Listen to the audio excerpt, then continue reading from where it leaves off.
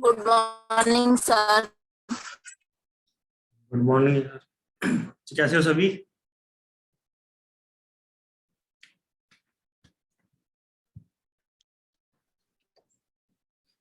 यार मेरी सभी को आवाज आ रही है?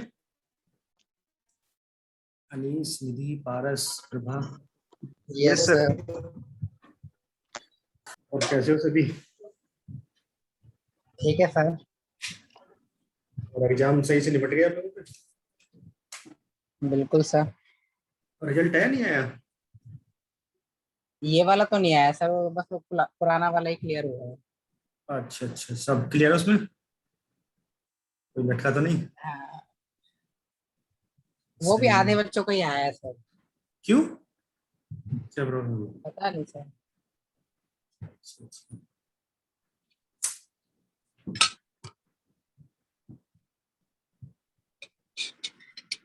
जो तुम्हारा सब्जेक्ट है वो है आपका बेसिकली सीमोस डिजाइन है, जो इस सेमेस्टर में हम पढ़ेंगे।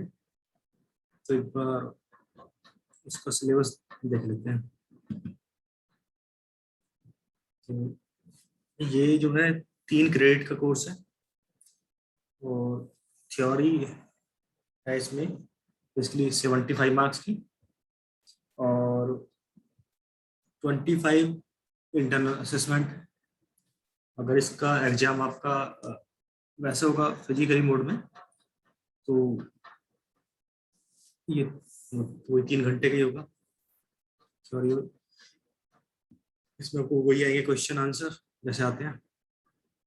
और इसकी बात कर लेते हैं, इसका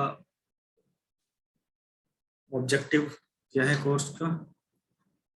तो पहला है to introduce the micro electronics technology based on MOSFET design concept of MOSFET circuits.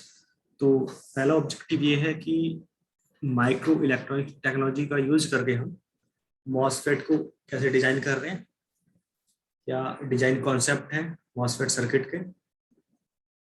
इसका जो दूसरा ऑब्जेक्टिव है इस कोर्स का ये है कि to learn the basics of MOS modelling and non ideal effect in MOSFET, कि मॉसफेट की जो मॉडलिंग है वो किस तरह से हम करते हैं और क्या क्या इसमें इफेक्ट्स हैं।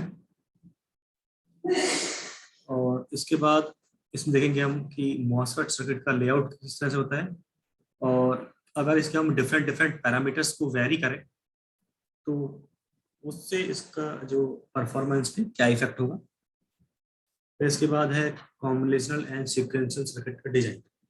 तो यही तो आपने I think combination and sequential ये तो डिजिटल इलेक्ट्रॉनिक्स में भी पढ़ा होगा 3rd सेमेस्टर में। तो इस कोर्स के ये ऑब्जेक्टिव्स हैं और इसकी अगर सिलेबस की बात करें तो इसके सिलेबस में 6 यूनिट है टोटल। जो पहली यूनिट है उसमें है review of most transistor model, कि मोस्ट ट्रांजिस्टर मॉडल जो होता है उसका रिव्यू।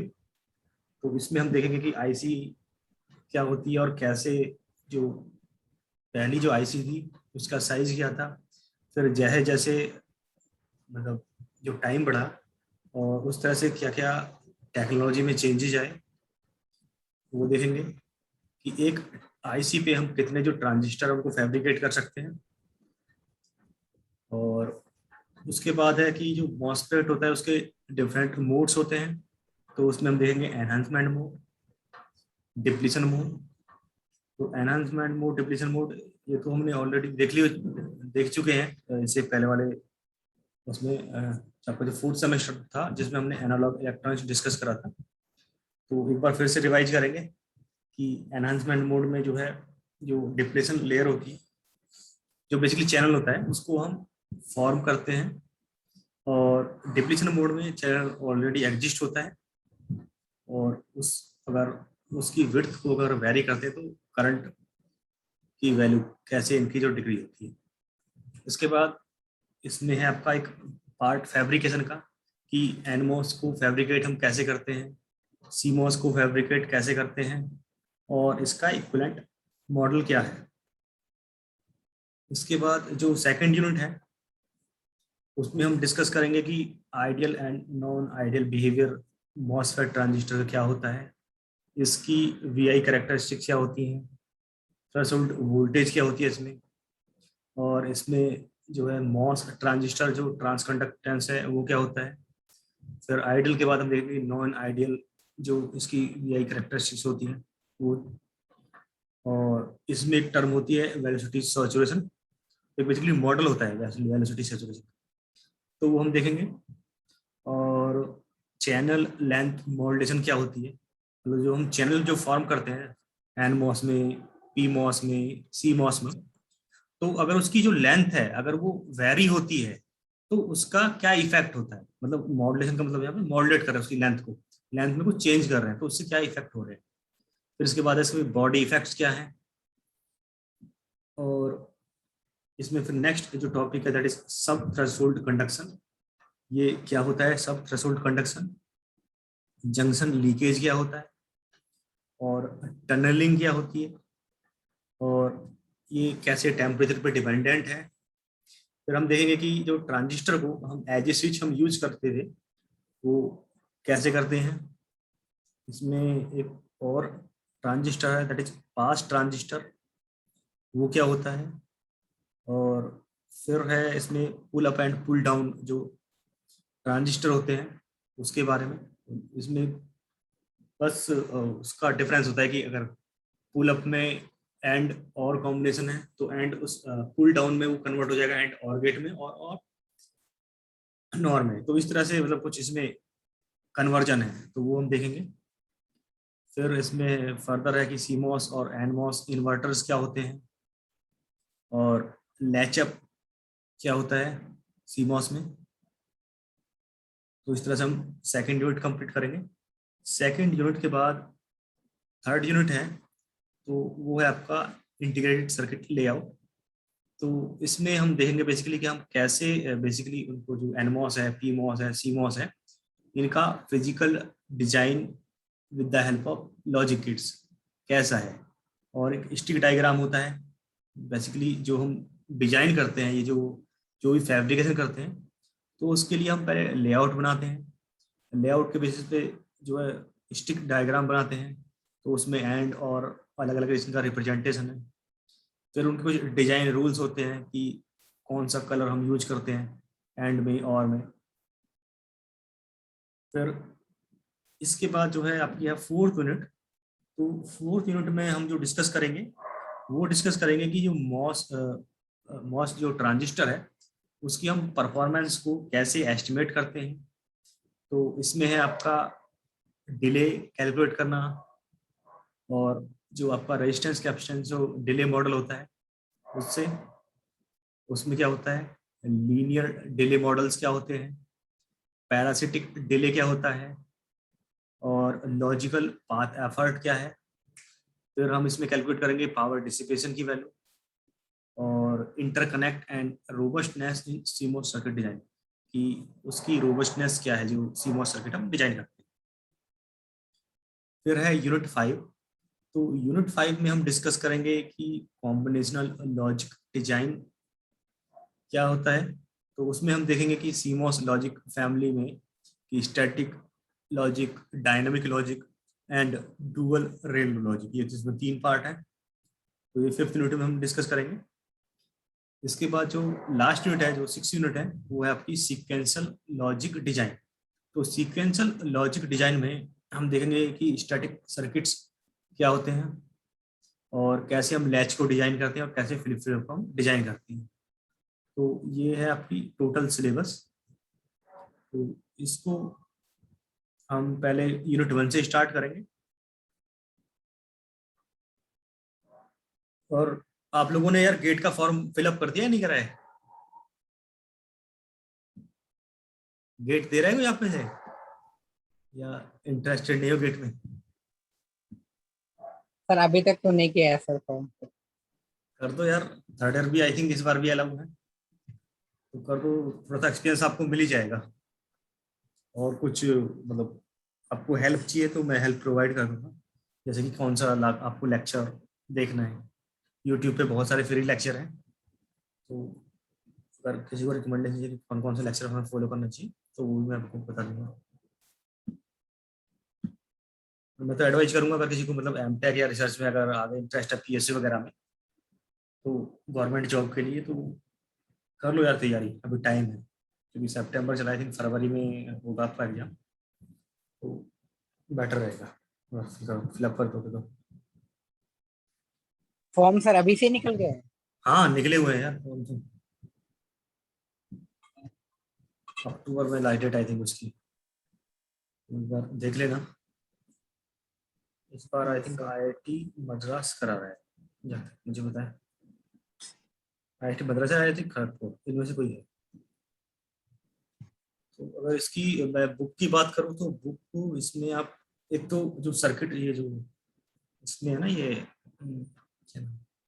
यूनिट थर्ड में स्टैटिक डायग्राम, ये थर्ड यूनिट है, अगर पॉसिबल हो तो अगर जैसे तुम्हारे कॉलेज में बुक मिल जाए तो एक डीए पकनल, तो इसमें से ये थर्ड यूनिट बेस्ट है। और एक और है, मैं शेयर करूंगा यार, वो है पीडीएफ होनी चाहिए मेरे पास में उसकी, तो मैं आपके साथ शेयर कर दूंगा। वो बहुत डिजाइन की है, अच्छी बुक है वो भी, और बाकी नोट्स तो मैं शेयर कर ही दूंगा। तो एक बार यूनिट वन देखते हैं।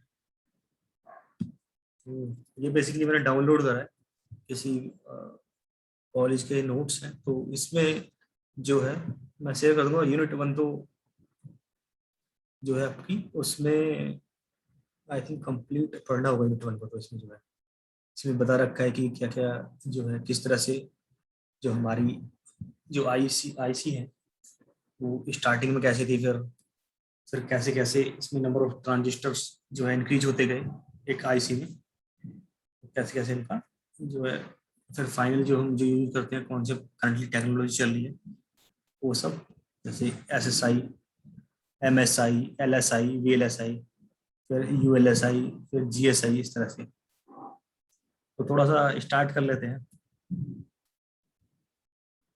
तो आज तो आई थिंक आपकी फर्स्ट ही क्लास है ना सभी की? यस आगे सर। Yes, sir. sir. वापस आगे पढ़ाई के मूड में नहीं आए अभी? हाँ सर, थोड़ा बहुत इंट्रोडक्शन। अच्छा अच्छा। और अनीस तुम्हारी तैयारी कैसी चल रही है? चल रही क्लास ही नहीं चल रही? आशीष, आशीष कोचिंग चल रही है अब भी नहीं चल रही, या खत्म हो गई अब? चल रही है सर आशीष की। अच्छा अच्छा, अभी क्लास में है क्या? चलो सही है यार, ये तो हो ही जाएगा। मेन तो वो है कि सेटल होना है लाइफ में, तो वो ज्यादा इम्पोर्टेंट है। तो थोड़ा सा देख लेते हैं एक दो पेज इसमें आईसी में, कर रहे थोड़ा सा यार स्टार्ट, या अभी मूड नहीं है?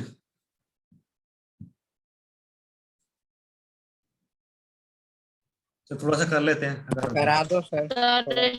Start. तो हम बात करते हैं कि इंट्रोडक्शन ऑफ आईसी टेक्नोलॉजी।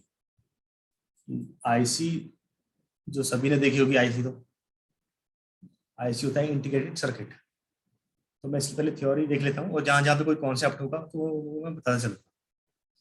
तो यूनिट वन से स्टार्ट करते हैं, और जो जो आपको पढ़ना होगा, मतलब जो जो पढ़ना नहीं होगा मैं बता दूंगा कि इसमें से। वैसे तो आपके पास सिलेबस तो सभी के पास ही होगा ना, तो ये मैं जो 115 पेज का है ये पीडीएफ, तो मैं शेयर कर दूंगा इस ग्रुप में ही, तो इसको देख लेना एक बार। तो हम करते हैं यूनिट वन से स्टार्ट। तो इसमें जो पहला है इंट्रोडक्शन टू आईसी टेक्नोलॉजी, तो इसकी अगर मैं थ्योरी एक बार रीड करूँ, the development of electronics endless with the invention of vacuum tube and associated electronic circuit. तो अगर हम बात करें कि इलेक्ट्रॉनिक्स का स्टार्टिंग में जो मतलब वैक्यूम ट्यूब से वो स्टार्ट हुआ, और किस तरह से वो मतलब आईसी में उसको कन्वर्जन हुआ। So this activity termed as vacuum tube electronics. Afterward, the evolution of the solid-state devices and consequent development of the integrated circuit are responsible for the present status of communication, computing and instrumentation. तो basically अगर हम बात करें ये जो IC technology है, तो starting में जो हमारे जो कंप्यूटर्स वगैरह होते थे, जो टीवी वगैरह होते थे, तो उनका जो साइज है वो बहुत ज़्यादा होता था।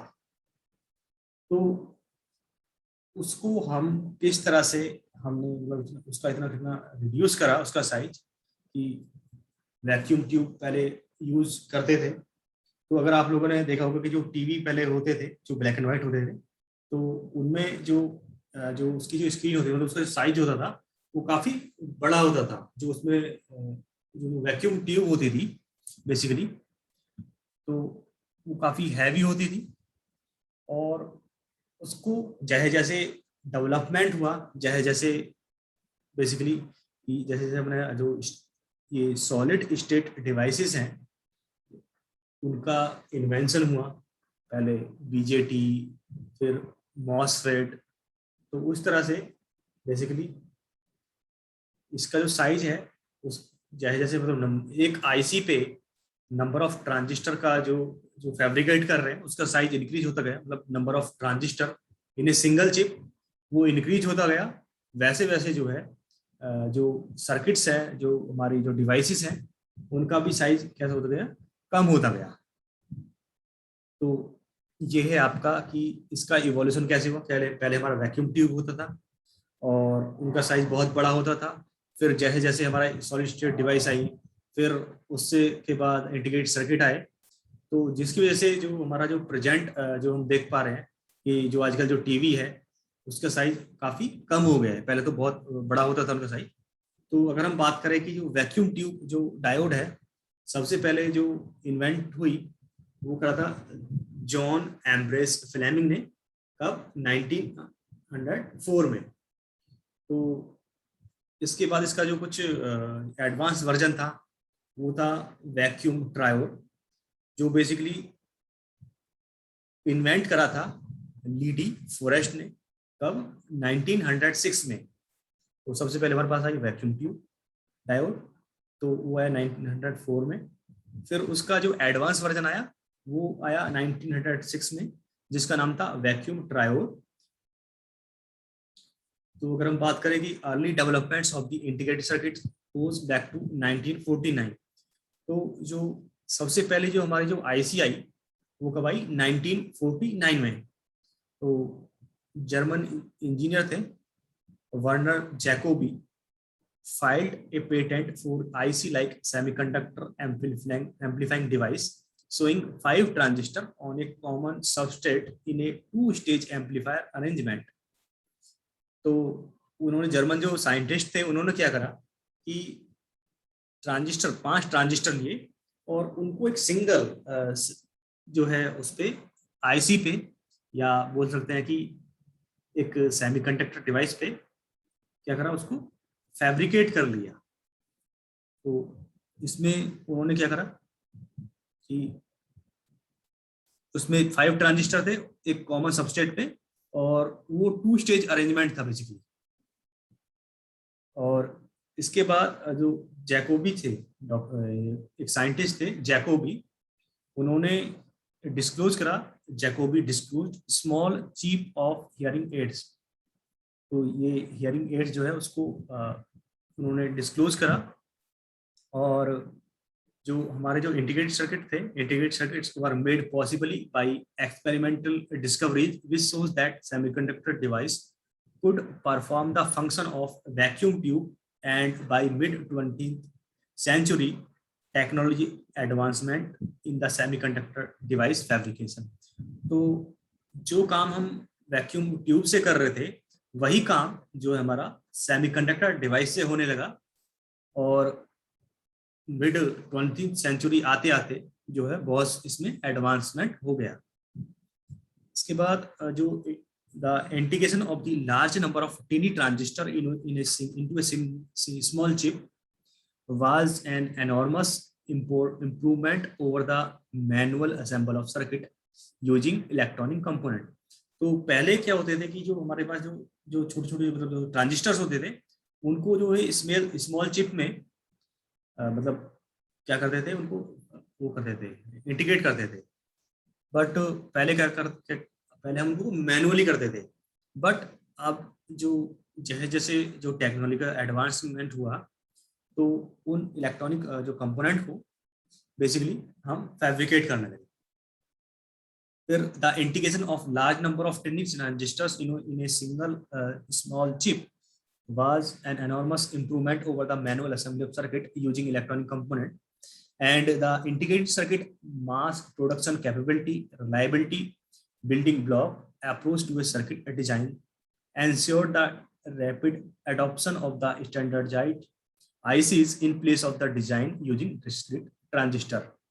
तो इससे फायदा क्या हुआ कि जो हमारा इंटीग्रेटेड सर्किट को जो मास प्रोडक्शन, मतलब उसकी जो प्रोडक्शन था वो बहुत मतलब ज़्यादा क्वांटिटी में उसको हम कर पाए, क्योंकि इंटीग्रेटेड सर्किट में हम जो है मतलब बहुत सारे जो ट्रांजिस्टर हैं उनको क्या कर पा रहे हैं, फैब्रिकेट कर पा रहे हैं। बट अगर हम कंपेयर करें जो वैक्यूम ट्यूब, तो वैक्यूम ट्यूब का तो साइज बहुत ज़्यादा होता था, तो उसको डिजाइन करने में, उसको बनाने में जो है बहुत टाइम लगता था। बट जैसे जैसे हमारा जो है टेक्नोलॉजी इम्प्रूव होती गई, तो एक ही सबस्ट्रेट पे बहुत सारे जो है ट्रांजिस्टर को हमने क्या करा, फैब्रिकेट करा। और इससे क्या हुआ कि एक तो उनका मास प्रोडक्शन जो कैपेबिलिटी है वो इंक्रीज हो गई, और जो उसकी रिलायबिलिटी है वो भी इंक्रीज हुई, इम्प्रूव हुई। और building block approach to circuit design, तो इसमें और क्या हुआ कि मतलब हमने डिफरेंट डिफरेंट ब्लॉक बनाए। एक कोई भी हमें डिवाइस बनाए थे उसमें डिफरेंट डिफरेंट ब्लॉक्स होते हैं, तो उनको क्या करा, मतलब ऐड करा। तो उससे क्या हुआ कि अगर कोई भी कंपोनेंट आपका खराब होता है तो उस पूरे डिवाइस को ना दोबारा डिजाइन करके उस पर्टिकुलर ब्लॉक को हमने पहले टेस्ट करा, और अगर वो पार्ट वो काम नहीं कर रहा है तो उसको हमने रिप्लेस कर दिया। तो इस तरह से कि हम जो है डिफरेंट बिल्डिंग ब्लॉक बना के उनको एक सर्किट में कंबाइन कर सकते हैं। तो इससे जो है हमारा जो है जो हम आईसी जो बना रहे थे, तो उसमें क्या करते हैं, हम डिस्क्रीट ट्रांजिस्टर्स का यूज करते हैं। मतलब ऐसा नहीं है कि उनको एक तरह से, मतलब अगर हमारे पास 5 ट्रांजिस्टर हैं तो उनको 5 ट्रांजिस्टर को एक ट्रांजिस्टर में कन्वर्ट कर लिया, इस तरह से नहीं कि 5 ट्रांजिस्टर को अलग अलग उनको हम क्या कर रहे हैं, यूज कर रहे हैं। तो इसलिए इसको बोले डिस्क्रीट, मतलब अलग अलग। तो इसकी अगर डेफिनेशन देखें कि इंटीग्रेटेड सर्किट होता क्या है बेसिकली, तो एन इंटीग्रेटेड सर्किट, इसको हम आईसी भी बोलते हैं, is a small semiconductor based electronic device consisting of fabricated transistors, resistors and capacitors. तो जो हमारी जो आईसी होती है वो क्या होता है, basically small semiconductor based electronic device होती है, जिसमें क्या क्या होता है, आपका फैब्रिकेटेड ट्रांजिस्टर्स होते हैं, रजिस्टर्स होते हैं, कैपेसिटर्स होते हैं। तो उनका यूज करके जो हम जो डिजाइन कर रहे हैं डिवाइस, तो उसको बोले हम integrated circuit. Integrated circuits are building blocks of the most electronic devices and equipment. तो जो हम इलेक्ट्रॉनिक डिवाइस बनाते हैं या इक्विपमेंट बनाते हैं, तो उन सब में क्या होता है, बेसिकली आईसीज का यूज होता है। तो आईसी बेसिकली क्या है, इसलिए हम आईसी को बोल रहे हैं, IC are the building blocks, मतलब उन्हीं का यूज करके हम क्या बना रहे हैं, एक डिवाइस बना रहे हैं। So as integrated circuit is also known as a chip और माइक्रोचिप। तो हम जो आईसी को और क्या बोल रहे हैं, हम आईसी को हम बोल रहे हैं, चिप भी बोलते हैं हम आईसी को, और माइक्रो चिप भी बोलते हैं। तो ये थी डेफिनेशन, जो बेसिकली समझ रटने की तो इसकी जरूरत नहीं है, अगर समझ में वैसी आ रही होगी कि जो हमारा इंटीग्रेटेड सर्किट है बेसिकली क्या है, वो एक small semiconductor based electronic device है, और उसमें क्या क्या है, हमारा ट्रांजिस्टर है, रजिस्टर है, कैपेसिटर है। तो इनकी हेल्प से हम क्या बना रहे हैं, एक आईसी बना रहे हैं। और इंटीग्रेटेड सर्किट बेसिकली किसी भी जो हमारा जो डिवाइस होती है, इक्विपमेंट होता है, उसको बनाने के लिए क्या है, बेसिक बिल्डिंग ब्लॉक है। और इंटीग्रेटेड सर्किट को या फिर आईसी को हम और क्या बोलते हैं, चिप भी बोलते हैं, और इसको माइक्रो चिप भी बोलते हैं। तो ये बोल सकते हैं कि इसकी एक डेफिनेशन है आईसी की। तो अगर आपको आ जाए एग्जाम में लिखने के लिए कि right short notes on IC, तो आप ये डेफिनेशन लिख देंगे। इसके बाद है कि जो हमारी जो आईसी है उसकी क्या क्या एडवांटेज है over discrete circuit. So there are two main advantage of IC over the discrete circuits. पहला है इसका कॉस्ट एंड दूसरा है इसका परफॉर्मेंस। तो इसकी जो कॉस्ट है वो लो है। लो क्यों है? Because the chips with all their components are printed as a unit by photolithography rather than being constructed on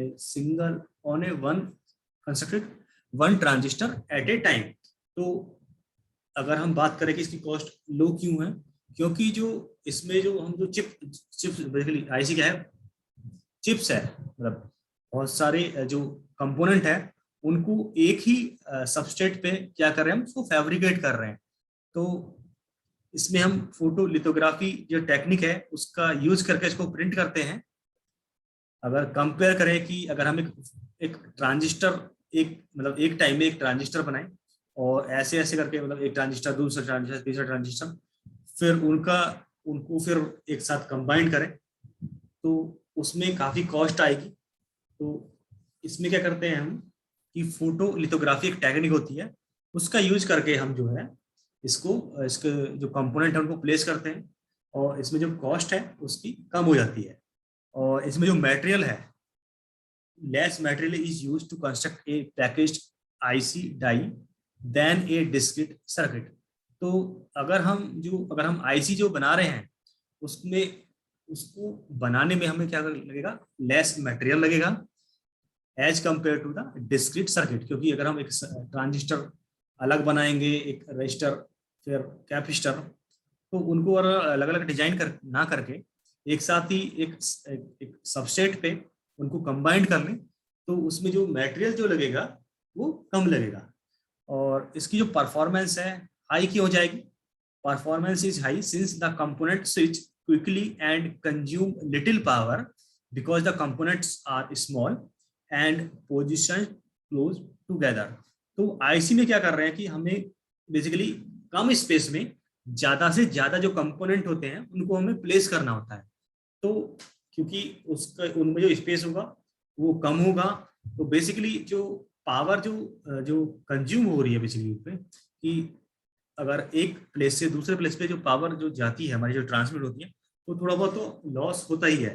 तो इसलिए जितना ही पास रहेंगे उतना ही जो है इसमें जो है एक तो उसके जो कंपोनेंट है उसको हम क्विकली जो है मतलब एक साथ उनको प्लेस कर देंगे और जो साइज है उन कंपोनेंट का वो भी कम होगा। कंपोनेंट का साइज कम होगा तो उसमें जो पावर का जो कंजप्शन है वो भी आपका कम होगा। और बेसिकली ये पास होते हैं तो इनमें जो गैप होता है वो भी कम होगा, जिससे कि जो हमारी जो पावर का जो ट्रांसमिशन है उसमें जो लॉसेस होंगे वो भी कम होंगे। तो इसमें अगर फर्दर रीड करें, as of the 2006 chips areas range from few square millimetre to around 350 square millimetre with up to 1 million transistor per mm। तो अगर हम बात करें कि जो 2006 की उस टाइम पे जो बेसिकली जो हम जो कंपोनेंट जो प्लेस कर रहे थे उसकी जो रेंज थी कि हम जो प्लेस कर रहे थे उसका मतलब स्पेस की बात करें तो एक स्क्वायर मिलीमीटर था, तो उसमें अराउंड कितना मतलब एक स्क्वायर मिलीमीटर से रिड्यूस हो गया, कितना होगा वो 350 मिलीमीटर स्क्वायर। और अगर हम करंटली बात करें तो अब जो हम जो यूज कर रहे हैं, अब हम जो बेसिकली उनको फैब्रिकेट कर रहे हैं तो आईसीज को, तो 1 मिलियन ट्रांजिस्टर पर mm, मतलब 1 मिलीमीटर स्क्वायर पर हम अप टू कितना ट्रांजिस्टर हम उसको फैब्रिकेट कर पा रहे हैं, 1 मिलियन ट्रांजिस्टर का हम उसको फैब्रिकेट कर पा रहे हैं।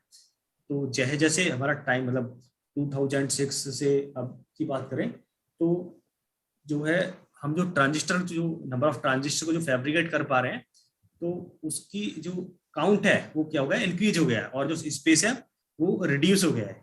तो पहले का हम 350 जो ट्रांजिस्टर थे उनको हम उसको फैब्रिकेट कर पा रहे थे, बट अब हम कर पा रहे हैं 1 मिलियन।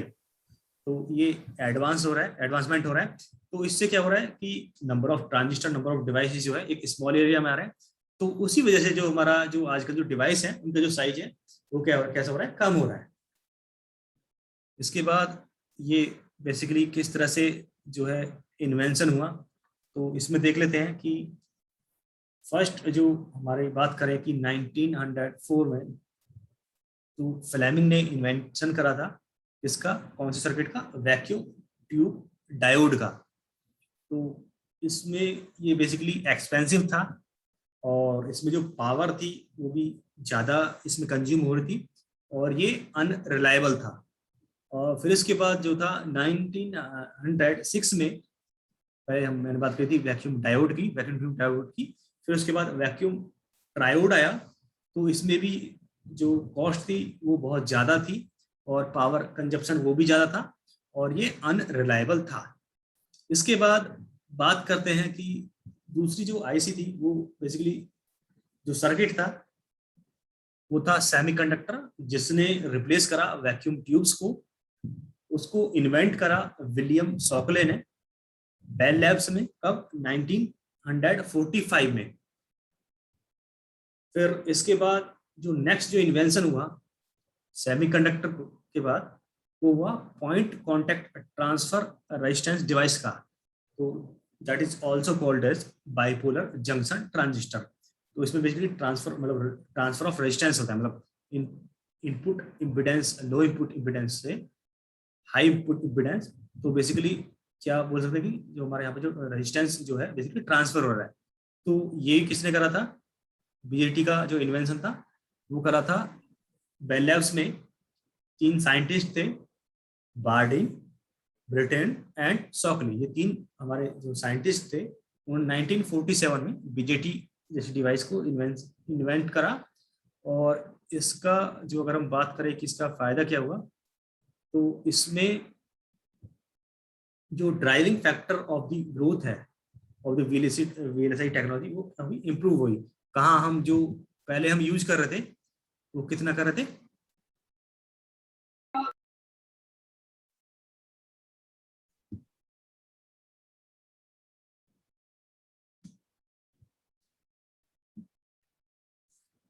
चलो यार आज के लिए फिर इतना ही रहने देते हैं क्योंकि दूसरे आई थिंक स्टूडेंट्स आ गए हैं। ठीक है, तो फिर कल डिस्कस करते हैं बाकी का। तो आप लोग लीव कर लीजिए और जो सीएस वाले हैं वो मेरे साथ ही रहेंगे, बाकी लीव कर लो।